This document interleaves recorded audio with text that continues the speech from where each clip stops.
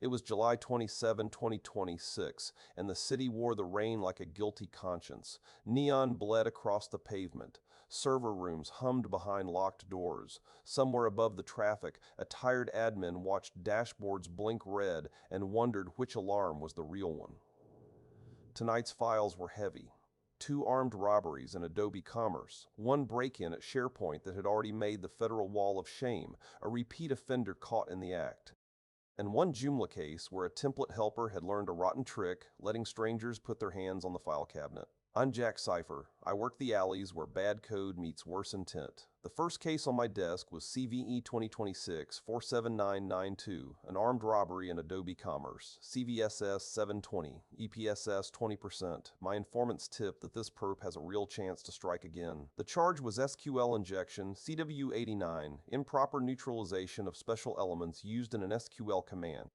In plain English, a high-privileged attacker can feed crafted SQL into a commerce function that fails to separate command from data. The attacker sends a malicious request through an authenticated admin or high-privilege workflow. Adobe Commerce passes part of that input into a database query without proper parameter binding or escaping. The database reads the poison as instruction, not text.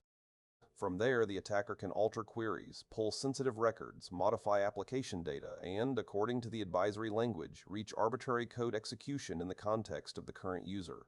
The scope matters. Adobe Commerce, formerly Magento Commerce, sits behind storefronts that handle catalogs, carts, payment flows, customer accounts, order history, promotion logic, and admin operations. The affected version range was not included in the intelligence feed I was handed tonight, so teams must check Adobe's July 2026 Commerce Security Bulletin for the exact vulnerable branches. Treat any Adobe Commerce or Magento open source deployment not on the current Adobe July 2026 security release as exposed until proven otherwise. Exploitation requires a high-privileged attacker, so this is not a street thug kicking in the front door. It is an insider, a stolen admin credential, or an attacker who already climbed the fire escape through phishing, credential stuffing, or another bug.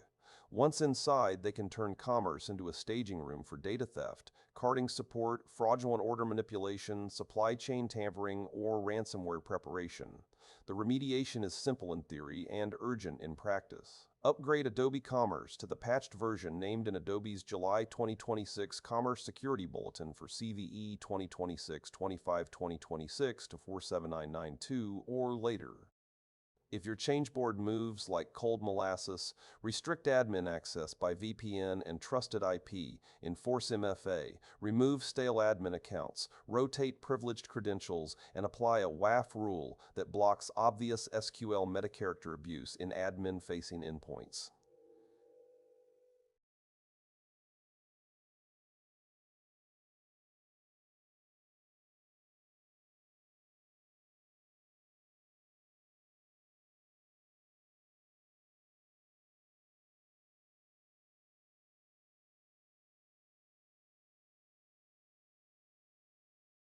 In database logs, watch for unexpected schema enumeration, mass export behavior, or writes from application accounts outside normal order and catalog activity. But that wasn't the only body on the slab tonight. CVE 2026-56164 came in wearing a quieter coat, but don't let that fool you. It is marked medium, CVSS 5.3 with EPSS 5.3 with EPSS 18%. A break-in by score, but this one is also a KEV entry, a repeat offender caught in the act. The product is Microsoft Office SharePoint server. The mechanism is missing authentication for a critical function, best mapped to CVE 306, missing authentication for critical function. The attack chain is blunt. An unauthorized attacker sends a crafted network request to a SharePoint endpoint tied to a privileged server-side function. That component fails to verify that the caller is authenticated before processing the operation. The result is elevation of privilege over the network, meaning the attacker can gain capability they should never have had. The scope is the part that makes the room go cold. SharePoint lives deep in enterprise hallways. Document libraries, intranet portals, workflow data, legal records, engineering plans, HR material, sometimes secrets that nobody remembered were secrets. The precise affected SharePoint Server edition and build range was not provided in tonight's feed, so administrators must map CVE 2026-56164 against Microsoft's July 2026 Security Update Guide and their installed build. Because it is listed in KEV, assume active exploitation is occurring in the wild. The attack does not require prior authentication, and it works over the network when the vulnerable endpoint is reachable. A real-world attacker could use it to gain a foothold, read restricted internal material, alter workflow data, pivot toward Active Directory, or support ransomware operators with reconnaissance and document theft. Remediation belongs on tonight's shift, not next quarter's calendar. Install the Microsoft July 2026 SharePoint Server Security Update that addresses CVE 2026-56164 or any later cumulative update that supersedes it. If the farm cannot be patched immediately, restrict SharePoint exposure at the edge, block direct internet access, require VPN or conditional access through a reverse proxy, and disable or isolate any affected service endpoint if Microsoft documents a specific mitigation. SharePoint admins should confirm every server in the farm receives the update, including application and web front-end nodes. Security teams should inspect IS logs for unauthenticated calls to unusual SharePoint application paths, spikes in 401 followed by 200 responses, odd post requests to administrative or service endpoints, and requests from unfamiliar IP addresses.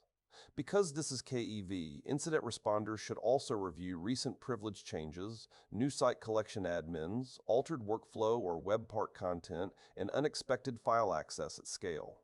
I barely had time to light another cigarette when the next file landed on my desk. CVE-2026-47996 was another Adobe Commerce armed robbery, CVSS 7.6, EPSS 18%. The weakness is incorrect authorization, CWE-863. This is not SQL poison. This is a crooked badge at the door. A high-privileged attacker sends a request to a commerce function that should enforce a security boundary before returning protected data. The application recognizes the user, but it checks the wrong permission, checks too late, or trusts a role that should not be trusted for that operation. The component then allows a security feature bypass and unauthorized read access. No user interaction is required. The attacker acts directly.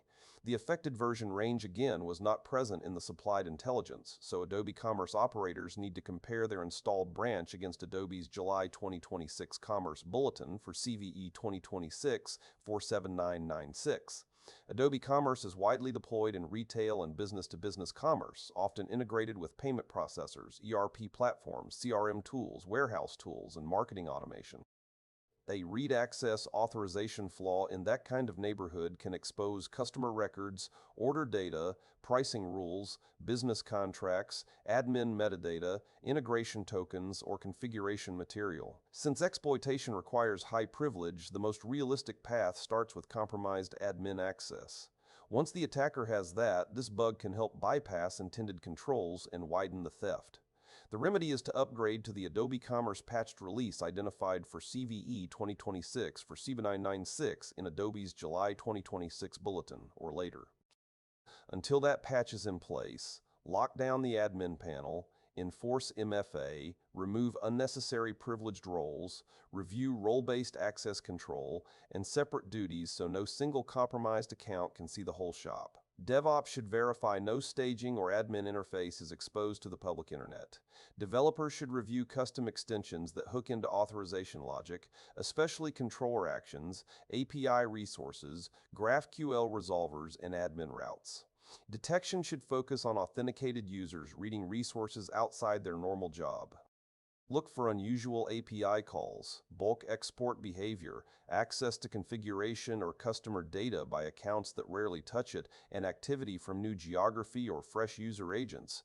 In Commerce application logs, correlate privilege use with IP address, session age, and role membership. The night was far from over. The fourth file was CVE 2026-47996, an armed robbery in the Helix 3 plugin for Joomla by Olio, CVSS 75, EPSS 118%. The bug is an exposed AJAX handler task that allows unauthenticated attackers to delete arbitrary files, write arbitrary JSON files, and update template parameters. The likely weakness is improper access control, CVE-284, with missing authorization on a sensitive handler. The attack chain is ugly and direct. The attacker sends an HTTP request to the Joomla AJAX endpoint that routes to a Helix 3 task. The plugin accepts the task without proving the caller is an administrator. It processes attacker-controlled file path or parameter data. Depending on the task, it deletes a file, writes a JSON file, or changes template configuration. The scope is any Joomla site running a vulnerable Helix 3 plugin version, with the precise affected range and patched release not stated in the intelligence feed. Helix 3 has long been used as a Joomla template framework, especially on small business sites, agency-built sites, brochure sites, portals, and older web properties that may not receive careful maintenance. The attacker needs no login and no user interaction. That makes this one dangerous. Arbitrary file deletion can knock a site offline or remove security controls. Arbitrary JSON write can poison configuration or plant data used by the template. Template parameter update can change site behavior, inject malicious content depending on how parameters are rendered, redirect users, or prepare a path toward deeper compromise. In the real world, expect defacement, malware injection, SEO spam, credential harvest pages, and staging for web shell attempts. Remediation starts with updating Helix 3 to the vendor-patched release for CVE-2026-47999, as published by Olio or the Joomla extensions directory, or later.